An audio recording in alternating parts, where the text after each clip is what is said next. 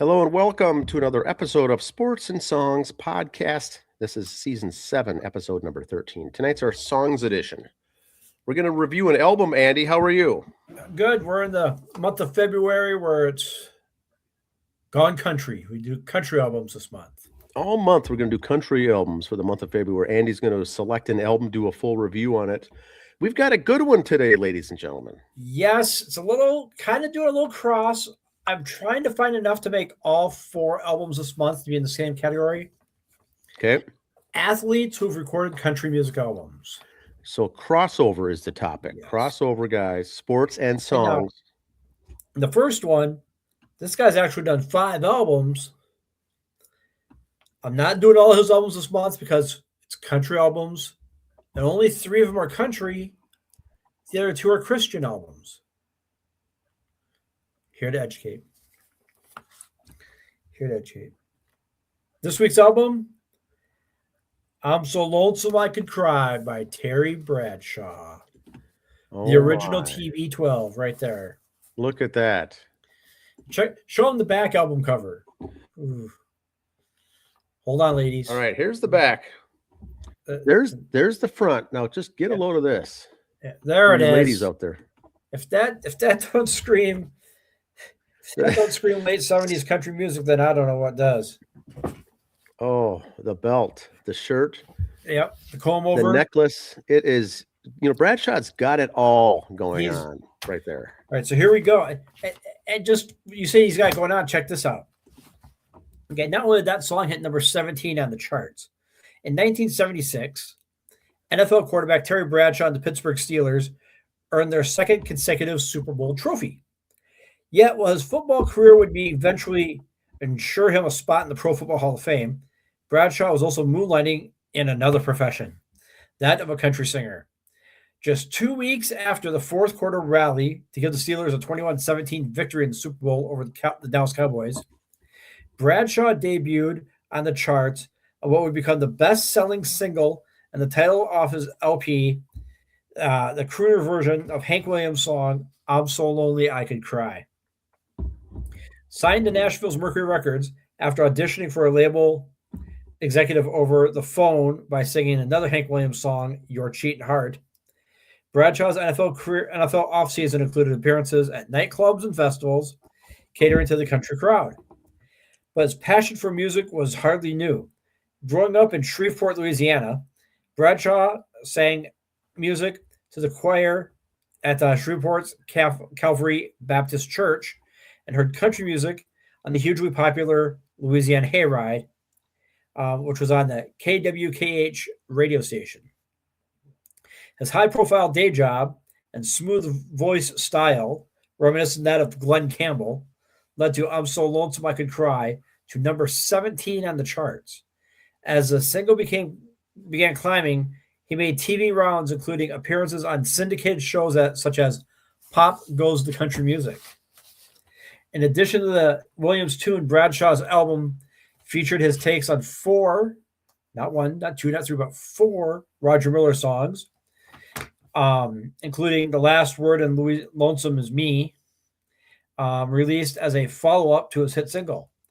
The single Stiffened landed at number 90 before falling off the charts. Bradshaw would soon lose that record deal, but in 1980 returned to the charts with 1 more minor hit.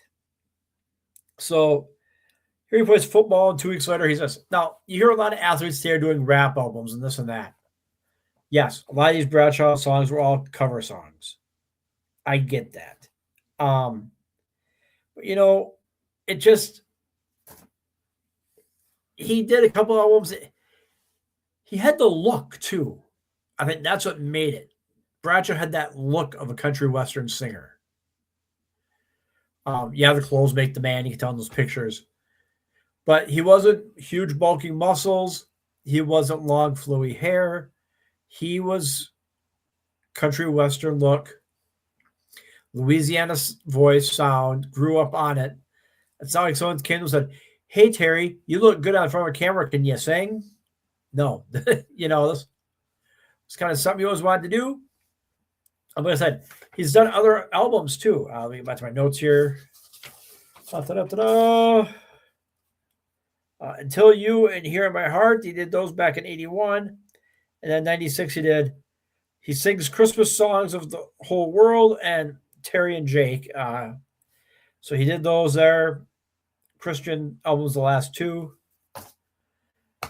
Well-rounded entertainment man. I mean, number 17 on the charts. That's nothing to shake a stick at. You know, that's good news. Held it for a while. And that. I was surprised any questions, to see Dan? that, how high they went in the charts.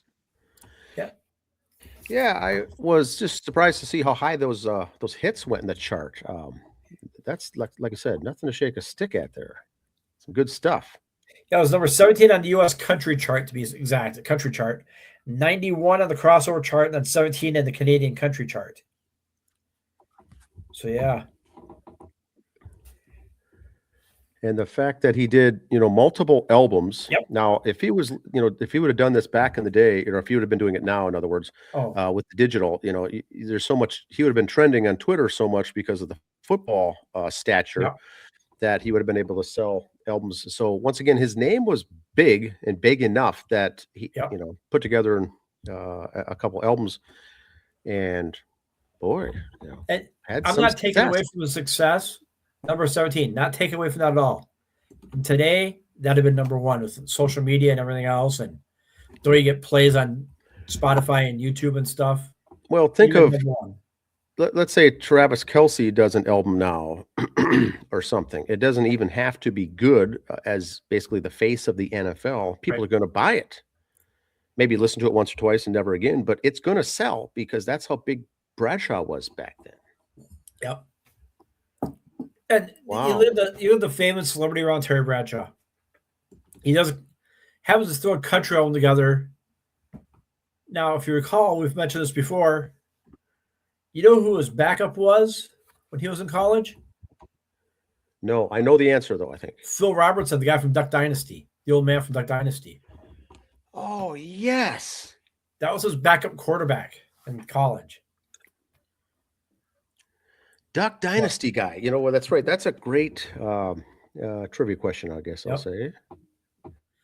Talk about two totally different guys when they got older. Holy cow. All right. So Andy, it's a Thursday night here. We've got 3 more Thursdays in the month of February.